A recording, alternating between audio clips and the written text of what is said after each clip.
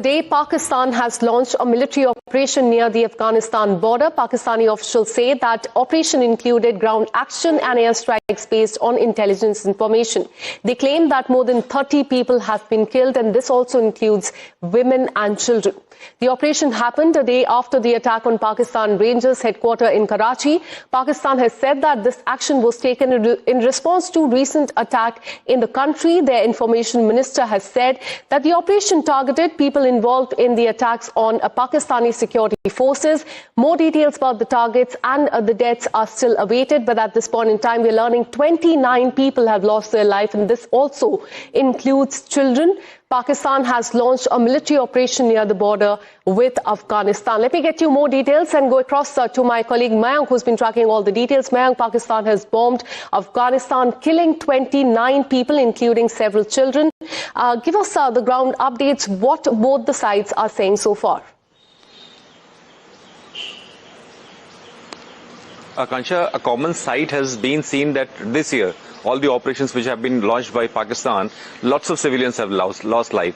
And to the extent that UN had to mention when one of the hospitals was hit in Kabul by the forces of the Pakistan.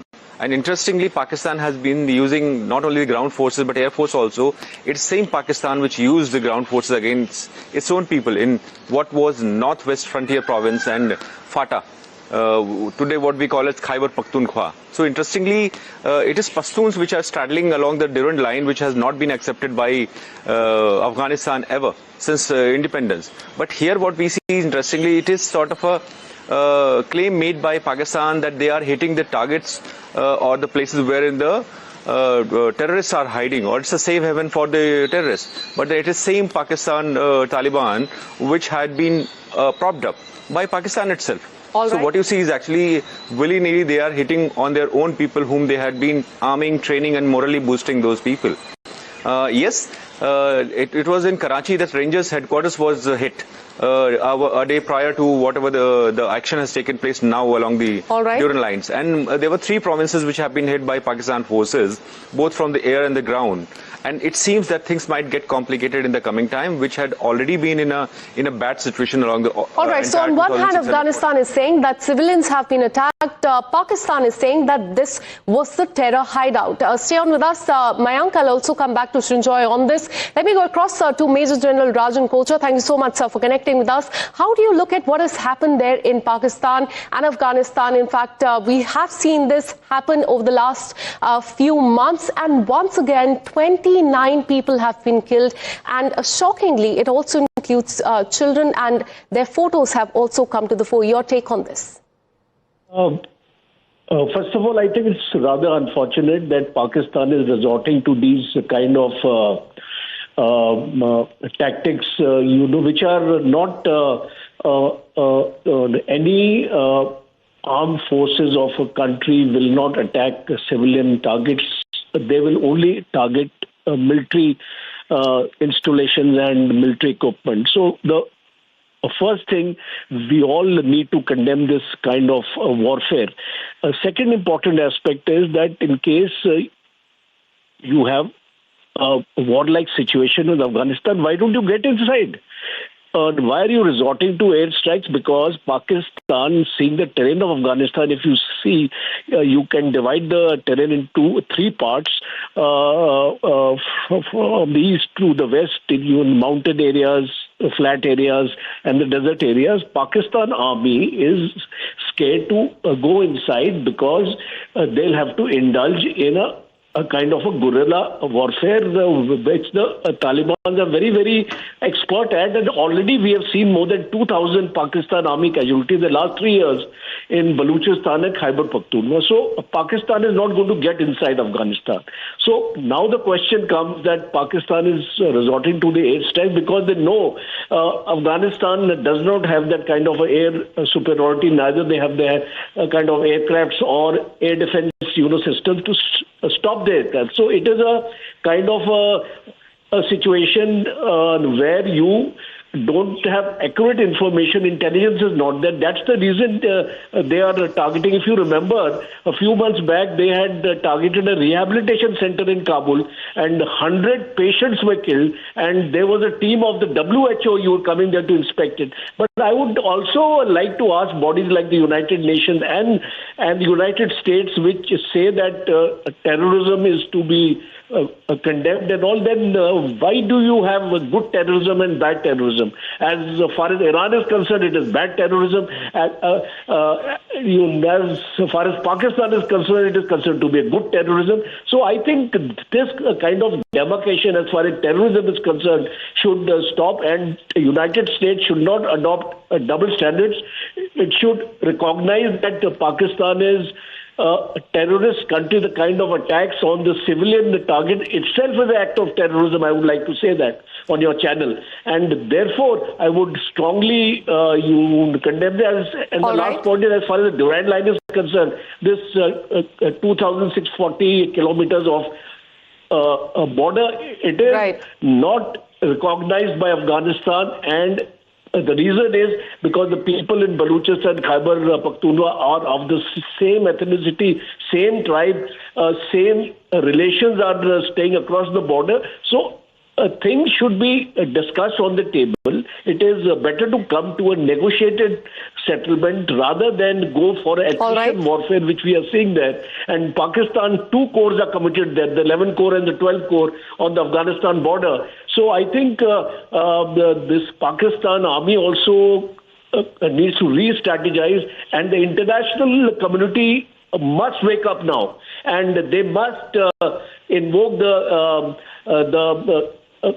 Geneva Convention here, because it's against the tenets of Geneva EU Convention, and we all must project this thing in the United Nations and bring to the notice of the other world powers also to see that what kind of cowardly attacks Pakistan army is doing or armed forces is doing.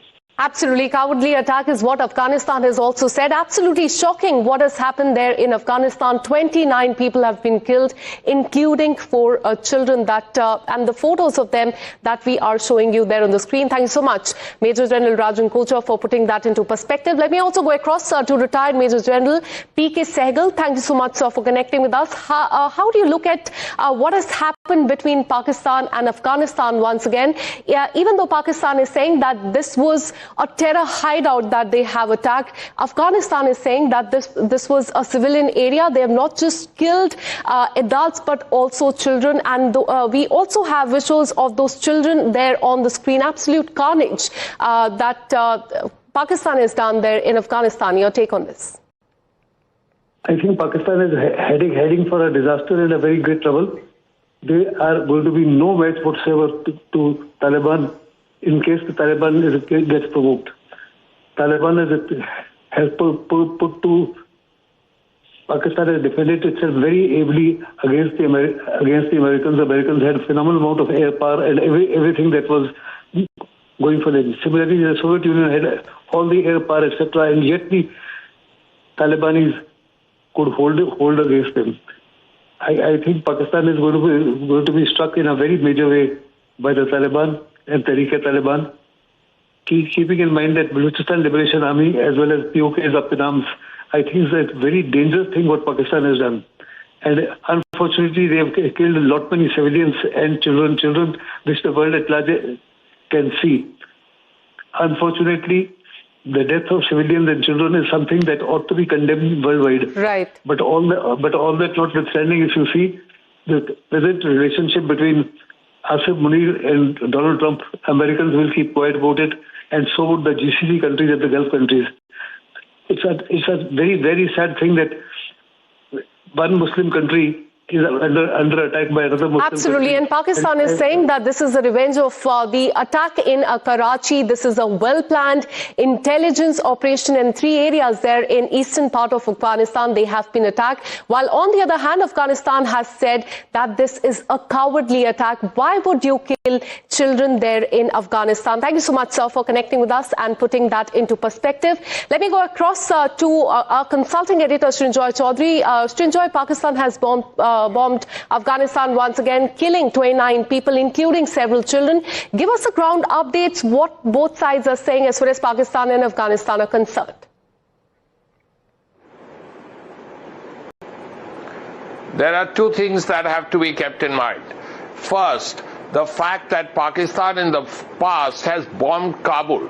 When you bomb the capital city of another country, you are actually escalating the whole conflict. That's the first point. Secondly, what are the Afghans going to do now? Now the Afghans are very well trained in terms of their army, and considering all the weapons that the Americans have left behind, they are very well equipped. So you would expect a lot of attacks along the Durand line.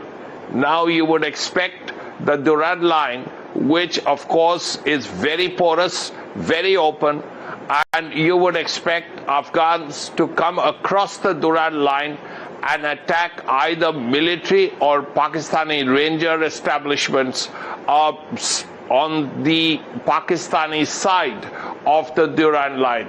Now that is likely to happen because the Afghans have been bombed. As you rightly said, 29 of their people have been killed.